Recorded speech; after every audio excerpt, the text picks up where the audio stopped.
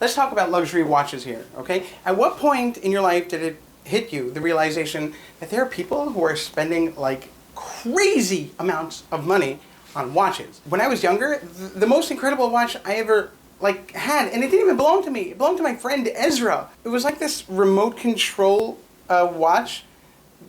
There was no Wi-Fi then, obviously. Don't look at me like I'm like 90 years old, okay? He let me wear it and control the TV. You had to like hold it the right way and whatever. It was kind of like a little universal remote. Fast forward many years, people are spending a lot of money on watches, and the question is why? It's not all about just like wanting something fancy schmancy on your wrist, even though that's definitely a thing. It's not just about being a status symbol in society, although that's also a thing.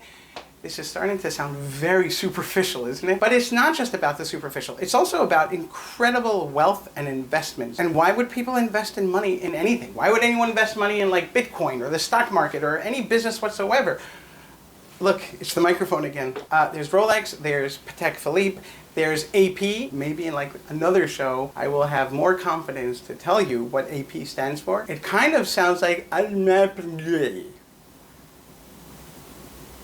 So today, I wanted to talk about the 3 most expensive and most impressive watches I've sold to date. So the first watch that I sold on this list of the 3 most impressive watches I've ever sold to date was a Yachtmaster 2. I sold it to Mark. Mark, hey Mark, how are you? Thank you, by the way, you're awesome. Mark is awesome. It's solid yellow gold, it's 44 millimeters, it's a stunning piece of horology. I don't know if I said that word. Well, I'm sure I'm going to be criticized about it by other dealers after this show gets posted.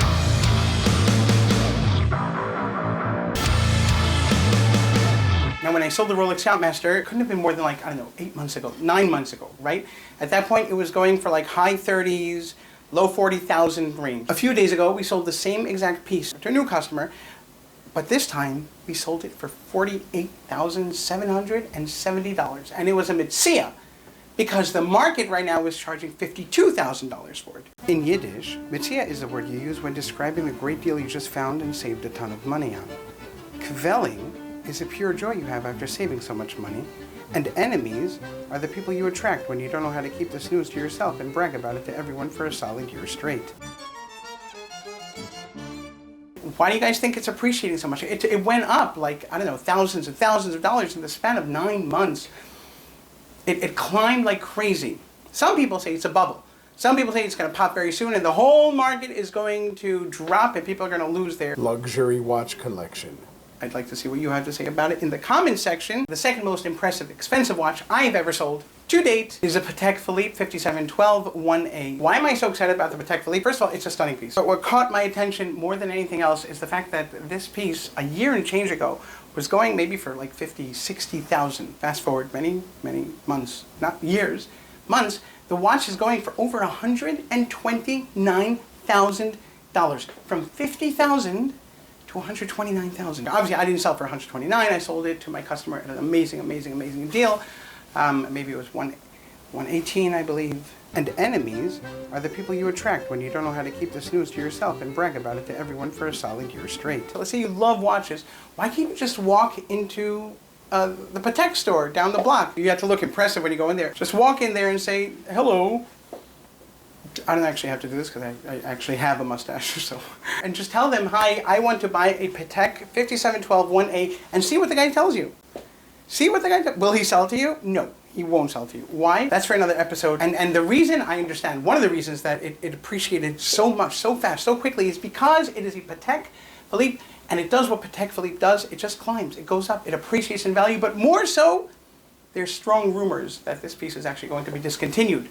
Whenever a watch is strongly rumored to be getting discontinued, that's it.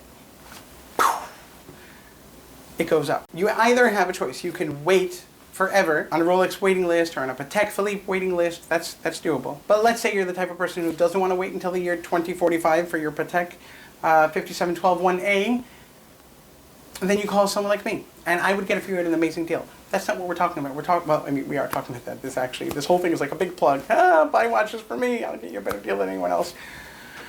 Also, tell your friends about me, please. I will give them like an extra special discount if they just mention your name. Like, oh yeah, this guy sent me. On to the most impressive, expensive watch I've ever sold. I hope you guys are sitting down because this number. This is your time.